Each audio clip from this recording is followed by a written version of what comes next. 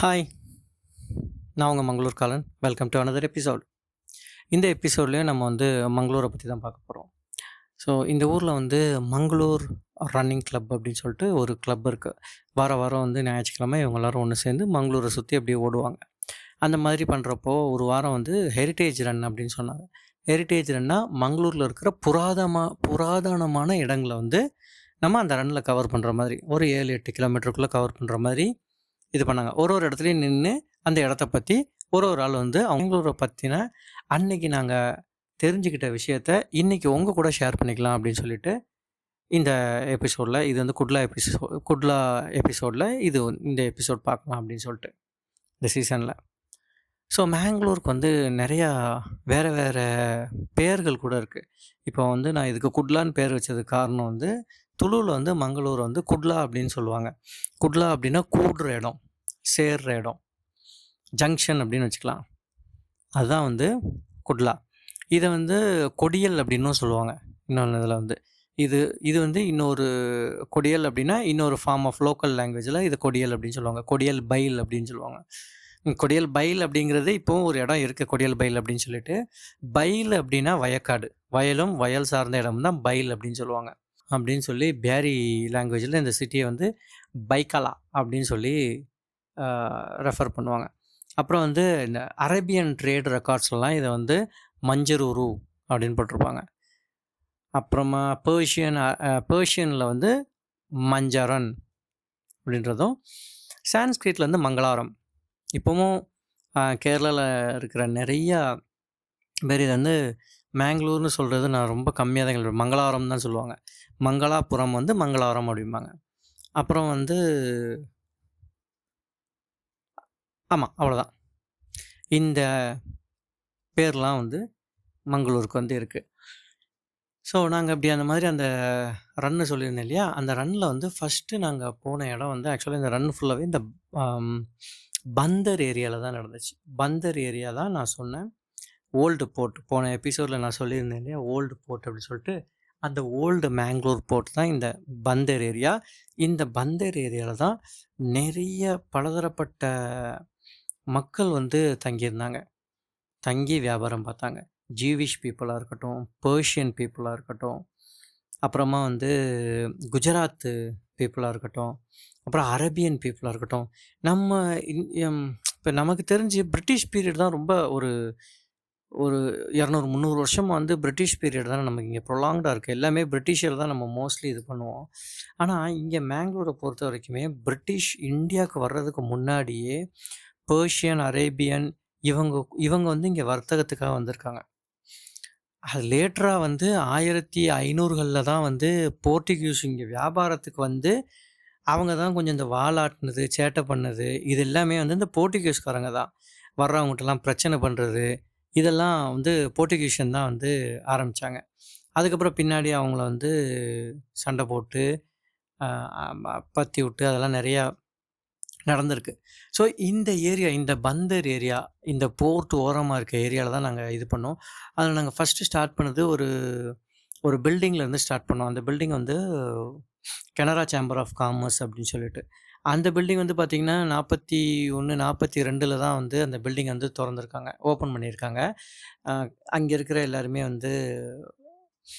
Business பீப்புள்ஸ்லாம் அதில் அவங்கள attach பண்ணிக்கிட்டு அது ஒரு சேம்பர் மாதிரி, ஒரு காமர்ஸ் சேம்பர் மாதிரின்னு வச்சுக்கோங்களேன். பட் என்னென்னா அந்த பில்டிங்குள்ளே அந்த மொத்த மேங்களூர் ஹிஸ்ட்ரியையுமே ரொம்ப கஷ்டப்பட்டு தேடி ஒரு இடமா போய் என்ன சொல்லலாம், போர்ட்டுகல்லாம் போய் என்ன பண்ணியிருக்காங்கன்னா, இங்கே இதோட ரெஃபரன்ஸ்லாம் இருக்கிறதெல்லாம் அவங்க எடுத்துகிட்டு கலெக்ட் பண்ணி அங்கே ஒரு பெரிய ஒரு ஹாலில் டிஸ்பிளே பண்ணி வச்சுருந்தாங்க.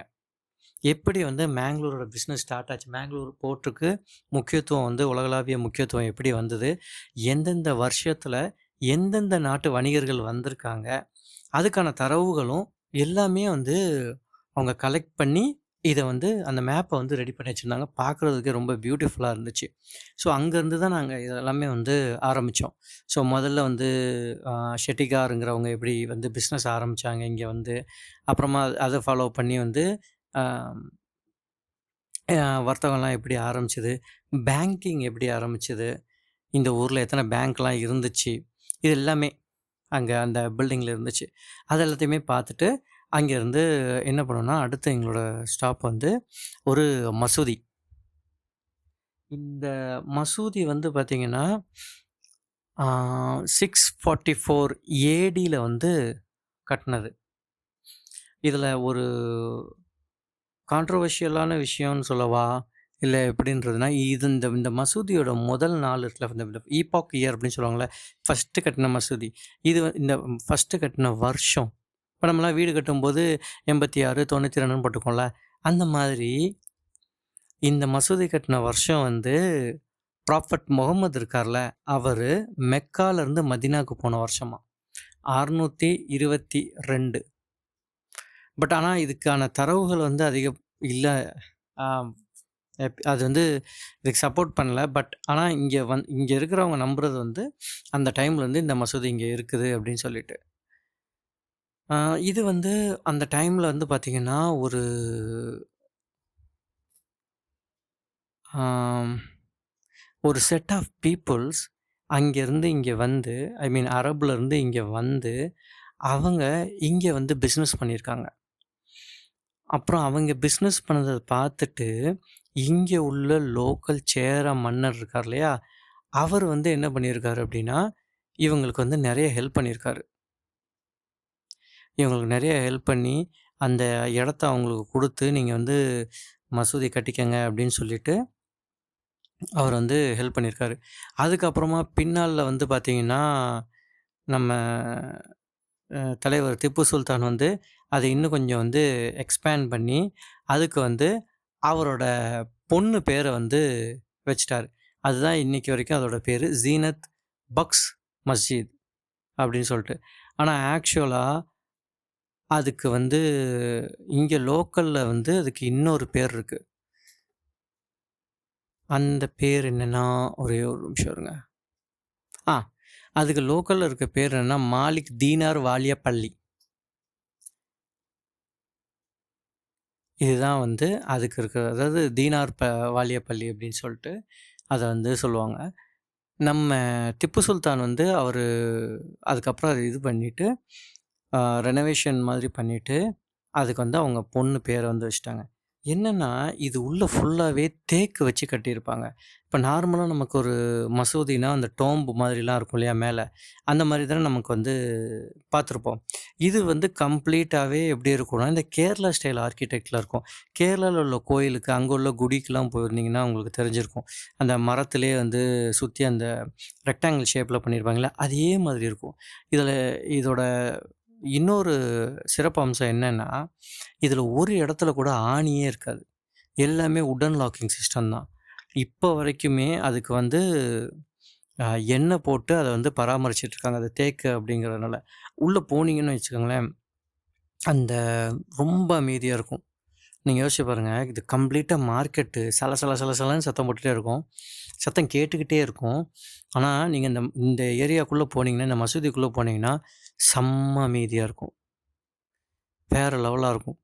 இது வந்து அப்போ இங்க வந்து இந்த ட்ரேட்லாம் பண்ணிட்டு இருந்தாங்கல்ல, அரப்ஸ்லாம் ட்ரேட் பண்ணிட்டு இருந்தாங்கல்ல, அவங்களுக்கு ஆஸ் எ டோக்கன் ஆஃப் கிராட்டிட்யூடா வந்து இந்த இடத்த குடுத்து, இத வந்து கட்டிக் குடுத்துருக்காரு ஒரு சேர மன்னர். ஒரு மலையாள மன்னர். அப்புறமா அங்கருந்து அப்படியே என்ன பண்ணோம்னா, திருப்பி பந்தருக்குள்ள போக ஆரம்பிச்சோம். அத பார்த்துட்டு. அ பந்தருக்குள்ள போக ஆரம்பிச்சு, அங்க வந்து ஒரு வர்த்தக விலாஸ்ன்னு ஒரு ஏரியாவுக்கு போனோம். ஒரு அது வந்து ஒரு சின்ன பங்களா மாதிரி இருந்தது. அந்த வர்த்தக் விலாஸ் அப்படிங்கிறது. இது வந்து பார்த்தீங்கன்னா, அப்போ இருக்க இந்த குஜராத்தியன்ஸ் இருக்காங்கல்ல, இந்த குஜராத்தியன்ஸ் வந்து இங்க வந்து ரத்தன்ஜி காஞ்சி சேட்ன்னு ஒருத்தர். அவர் வந்து ஒரு குஜராத் வியாபாரி. அந்த வியாபாரி இங்க வந்து என்ன பண்ணியிருக்காருன்னா, அ இத கட்டி, இங்க வந்து அவர் ஆக்சுவலா குடும்பத்தோட வந்து வியாபாரம் பண்ணியிருக்காரு. அப்புறமா அத என்ன பண்ணிட்டாங்க அப்படின்னா, 20ஆம் நூற்றாண்டுல வந்து அத வந்து ஒரு ஜெயின் குடும்பத்துக்கு வந்து அத வித்துட்டாங்க. அதுக்கப்புறம் அங்கருந்து என்னன்னா, படிவால் ஃபேமிலி அப்படின்னு சொல்லிட்டு ஒரு குடும்பம். படிவால் ஃபேமிலிங்கிறது ஒரு ஒரு பெரிய தலக்கட்டு குடும்பம்னு வச்சுக்கோங்களேன். அவங்க வந்து அந்த வீட்ட வாங்கி, அங்க வந்து இப்பவும் இது வந்து வர்த்தக விலாசம் தான் இருக்கு. இங்க வந்து என்ன பார்த்தீங்கன்னா, இது வந்து ஒரு இங்க வெளியில வர்த்தக விலாசம்னு எழுதியிருக்கிறது வந்து, ஒரு யுனிக்கான ஒரு ஒரு ஸ்டைல்ல எழுதியிருப்பாங்க. அத வந்து என்ன சொல்லுவாங்கன்னா, அகமோகிராஃப் அப்படின்னு சொல்லுவாங்க. AGAMOGRAPH. அகமோகிராஃப்னா இப்ப நம்ம பார்த்துருப்போம். நம்ம வந்து சின்ன பிள்ளைல 3Dன்னு சொல்லுவோம். எப்படின்னா, ஒரு ஆங்கிள்ல இருந்து பார்த்தீங்கன்னா, ஆ இப்போ அதில வந்து அது நெறைய பர்ஸ்லலாம் கூட பார்க்கலாம். சின்ன சின்ன பர்ஸ், பேக்லலாம் பார்க்கலாம். கியூட்டா ஒரு பொம்மை இருக்கும். நீங்க ஒரு ஆங்கிள்ல பார்த்தீங்கன்னா, அந்த பொம்மை கண்ண தொறந்திருக்க மாதிரி இருக்கும். இன்னொரு ஆங்கிள்ல பார்த்தீங்கன்னா, அந்த பொம்மை கண்ண மூடியிருக்க மாதிரி இருக்கும். ஞாபகம் இருக்கா உங்களுக்கு? அதே மாதிரி இந்த வர்த்தக விலாசன்ற போர்டு எப்படி இருக்கும்னு பார்த்தீங்கன்னா, ஒரு சைட்லேருந்து நீங்க பார்த்தீங்கன்னா, வர்த்தக விலாஸ் அப்படின்னு சொல்லி கன்னடத்தில எழுதியிருக்கும். இன்னொரு சைடு பார்த்தீங்கன்னா, வர்த்தக விலாஸ்ன்னு சொல்லி ஹிந்தியில எழுதியிருக்கும். நீங்க ஸ்ட்ரெய்ட்டா நின்னு பார்த்தீங்கன்னா, வர்த்தக விலாஸ்ன்னு இங்கிலீஷ்ல தெரியும். ஸோ நீங்க வந்து அந்த பில்டிங் அப்ரோச் ஆகுறீங்க, அப்படி ரோட்ல போயிட்டுருக்கீங்கன்னா, நீங்க அங்கேருந்து வந்துகிட்டு இருக்கும்போது உங்களுக்கு வந்து கன்னடத்தில இருக்கும் அந்த போர்டு. நீங்க பார்த்துட்டே வர அந்த போர்டுக்கு நீங்க நேரா நிக்கிறப்போ, அது இங்கிலீஷ்ல இருக்கும். நீங்க போர்ட தாண்டி போயிட்டுருக்கீங்கன்னா, அது வந்து உங்களுக்கு கன்னடமா மாறிரும். ஸோ அந்த மாரி இங்கிலீஷ், கன்னடா, ஹிந்தி. அந்த 3ல இருக்கு. அது சூப்பரா இருந்துச்சு. அது வந்து அந்த காலத்திலேயே அந்த மரத்தில வந்து அந்த பெயிண்ட் அடிச்சு வச்சிருந்தாங்க. அந்த காலத்தில இந்த மீன்ஸ் ஒரு 50, 60 இயர்ஸ்க்கு முன்னாடி. செமையா இருந்துச்சு. அத பார்க்கும்போது. அப்புறமா அங்கேருந்து அப்படியே என்ன பண்ணோம்னா, ஒரு ஹனுமான் அ தேவஸ்தானம் கோயிலுக்கு போனோம். ரொம்ப பழசு 1830ல வந்து கட்டுன ஒரு கோயில். சோமையா ராவ் அப்படின்னு சொல்லிட்டு அ ஒரு கிளெரிக் அ கிளர்க் அவரு. அவர் வந்து என்ன பண்ணாருன்னா, இந்த கோயில வந்து கட்டுனாரு. கட்டி அப்போ வந்து மாதவ சுவாமிஜின்னு ஒரு உடுப்பியிலேருந்து ஒருத்தர் எடுத்துட்டு வந்து ஒருத்தர் கூட்டிட்டு வந்து, இங்க வந்து பூஜைலாம் பண்ணி, இப்பவும் அந்த அந்த அந்த சிலை வந்து ரொம்ப அழகா இருக்கும். அங்க அந்த கோயில்ல இருக்க சிலை வந்து ஒரு மாரி ஒரு கோல்டன் ஷேடு இருக்கும் அதுல. அது நல்லாருக்கும் அத பார்க்கறதுக்கே. ஸோ அத முடிச்சுட்டு அப்படியே என்ன பண்ணோம்னா, அ இங்க மேங்களூரோட கார் ஸ்ட்ரீட்ன்னு ஒரு ஏரியா இருக்கு. கார் ஸ்ட்ரீட்னா ரத வீதி. அந்த ரத வீதியில வந்து ஒரு பூ மார்க்கெட் இருக்கு. 1942ல இருந்து. அது வந்து ஒன் ஆஃப் த ஐகானிக் பிளேஸ்ன்னு வச்சுக்கோங்களேன் மேங்களூர்ல. ரொம்ப அழகா இருக்கும் அந்த மார்க்கெட்டு. அந்த மார்க்கெட்ல போய் அப்படியே அந்த மார்க்கெட் அப்படி சுத்திட்டு, வெளியில வந்தோம்னாக்கா ஒரு ஸ்கூல். பிஇஎம்எஸ் அப்படின்னு சொல்லிட்டு ஒரு ஸ்கூல். இந்த ஸ்கூல் வந்து பேசல் மிஷன் அப்படின்ற ஒரு ஜெர்மன் கிறிஸ்டியன் மிஷனரியால தொடங்கப்பட்ட ஒரு ஸ்கூல். 1838ல. அப்புறமா 1ஆம் உலகப் போர் வந்ததுல்ல, வேர்ல்டு வார் 1. அது வந்தப்போ, இது என்ன பண்ணாங்கன்னா, அ ஜெர்மன்ட்ட இருந்து அப்படியே நம்ம ஆட்களுக்கு இந்தியன் எஜுகேட்டர்ஸ் கையிலருந்து வந்துருச்சு. இப்போ வரைக்குமே அந்த ஸ்கூல் இருக்கு. One of the oldest school அ மேங்களூர்ல. ஸோ அங்கேருந்து அப்படியே என்ன பண்ணோம்னா, இங்க ஒரு வெங்கட்ரமணா கோயில் ஒண்ணு இருக்கு கார் ஸ்ட்ரீட்ல. செம்மையா இருக்கும் திருவிழா டைம்லாமே. அங்கேருந்து அப்படியே லெஃப்ட் எடுத்தோம்னா, அங்க ஒரு அம்மனோட கோவில் ஒண்ணு இருக்கு. இந்த அம்மனோட கோயில் பார்த்தீங்கன்னா, 16வது நூற்றாண்டுல அ இத வந்து ஜிஎஸ்பி கவுட் சரஸ்வத் பிராமின்ஸ்ன்னு ஒரு குரூப் இருக்காங்க. ஒரு கம்யூனிட்டி, பெரிய கம்யூனிட்டி இருக்காங்க. இவங்க வந்து என்ன பண்ணாங்கன்னா, இத வந்து கோவால இருந்து போர்த்துகீசர்களோட அராஜகத்த தாங்க முடியாம, இந்த அம்மன் சிலைய எடுத்துட்டு அப்படியே கோவால இருந்து வந்து, இங்க பிரதிஷ்டை பண்ணி, அவங்க இங்கேயே வசிச்சதா வரலாறு சொல்லுது. அதுலருந்து இந்த கோயில இவங்க வந்து இங்க வழிபட ஆரம்பிச்சுட்டாங்க. ஸோ இது வந்து ரொம்ப பழமையான ஒரு அம்மன் கோவில். அப்புறம் அந்த கோயில அப்படியே பார்த்துட்டு, அங்கேருந்து என்ன பண்ணோம்னா, நேரா கனரா பேங்கோட ஃபவுண்டர் பிரான்ச்சுன்னு ஒண்ணு இருக்கு. எஸ். கனரா பேங்க் வந்து மங்களூர்ல தான் தொடங்கப்பட்டது. கனரா பேங்க். இன்னைக்கு இந்தியா ஃபுல்லா வந்து கனரா பேங்க் வந்து செம்ம பெருசா இருக்குல்ல.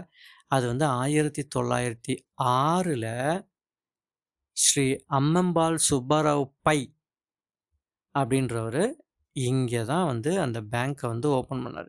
அதுக்கு முன்னாடி வந்து பார்த்தீங்கன்னா, அந்த பந்தர்ல வந்து வர்த்தகம் நடந்துகிட்டு இருந்த அப்பவே 1700கள்லயோ, 800கள்லயோன்னு எனக்கு எக்ஸாக்ட்டா தெரியல.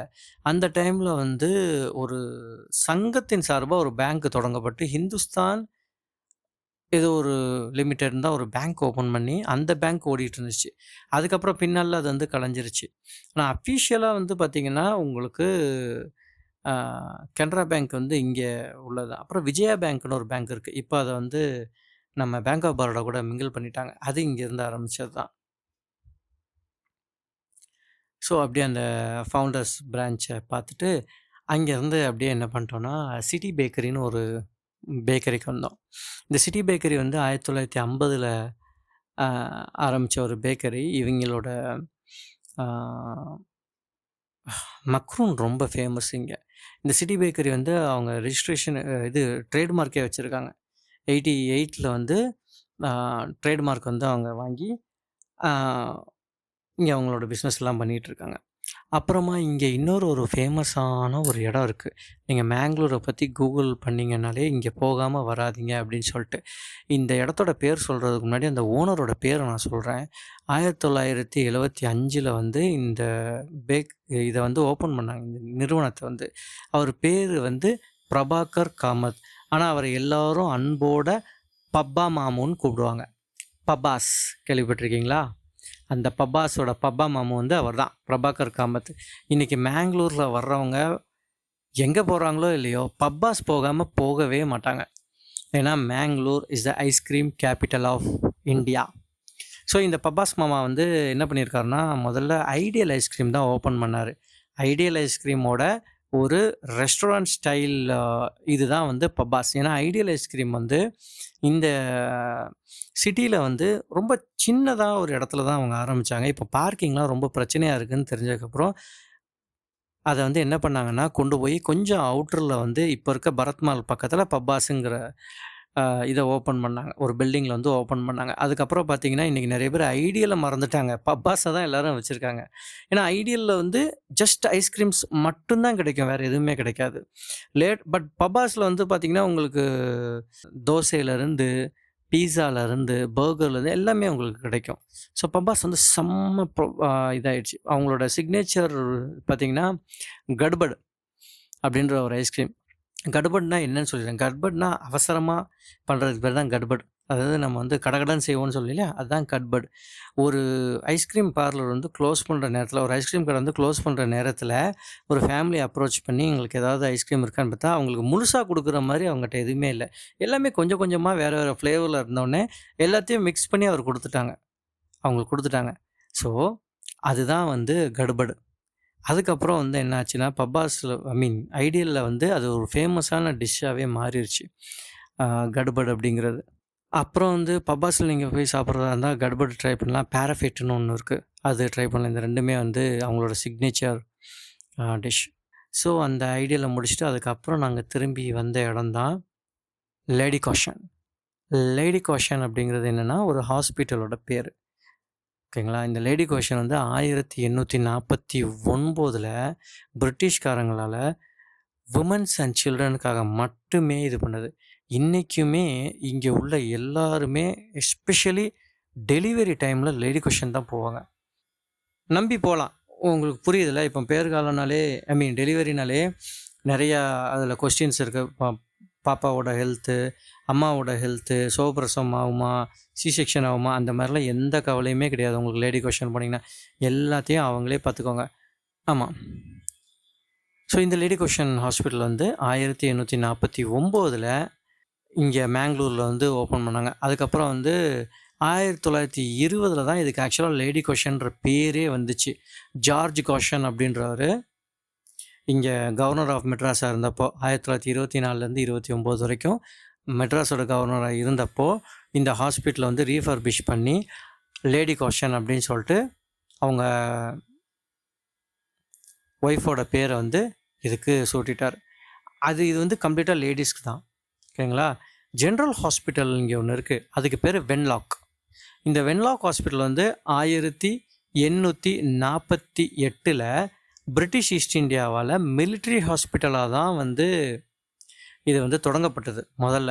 அப்புறமா 1893ல் கவர்னர் லார்டு வென்லாக் வந்து மெட்ராஸ் பிரசிடென்சி ஆனதுக்கப்புறம் இங்கே வந்து இதை வந்து வென்லாக் ஹாஸ்பிட்டல்னு மாற்றிட்டாங்க. டிஸ்ட்ரிக்ட் ஹாஸ்பிட்டலாக இதுக்கு வந்து ஒரு ப்ரொமோட் பண்ணி இதை வந்து மாற்றிட்டாங்க.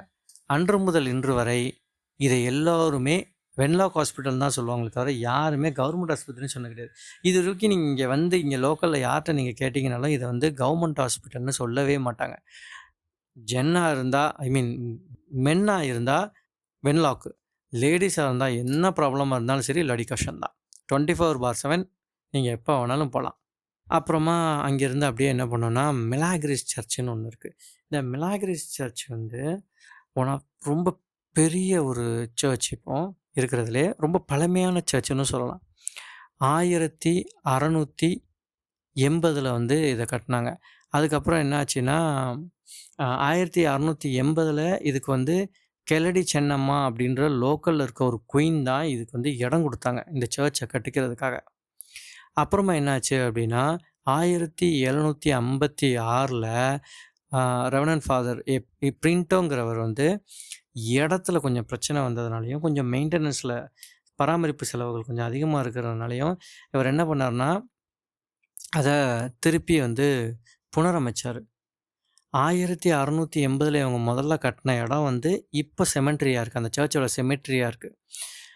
இவர் கட்டின இந்த ரீகன்ஸ்ட்ரக்ட் பண்ணார்ல 1756 இதை வந்து பின்னாடி 1784 திப்பு சுல்தான் வந்து இங்கே இருக்க சர்ச்சஸ் எல்லாத்தையுமே அழிச்சார். ஒரு 26 சர்ச் இருக்கும். 26 கத்தோலிக்க சர்ச்சுகளையும் இவர் வந்து என்ன பண்ணார்னா அழிக்க ஆரம்பித்தார். ஸோ அதுக்கப்புறம் வந்து திப்பு சுல்தான் இறந்ததுக்கு அப்புறம் இந்த சர்ச்சை திரும்பியும் 1811 இவங்க கட்டினாங்க. அதே மாதிரி சென்ட் பால் மிலிட்ரி சர்ச்சுன்னு ஒன்று இருக்குது. 1841 பிரிட்டிஷ் சோல்ஜருக்காக காத்திக் ஸ்டைலில் வந்து ஒரு சர்ச் வந்து இங்கே கட்டினாங்க. ஸோ 1843 இது வந்து மிலிட்ரி சர்ச் அப்படின்னு சொல்லிட்டு தான் வந்து இது பண்ணாங்க. இதுதான் வந்து ஃபஸ்ட்டு ப்ரொட்டஸ்டன்ட் சர்ச் இந்த சைடில் சவுத் கனராவில்.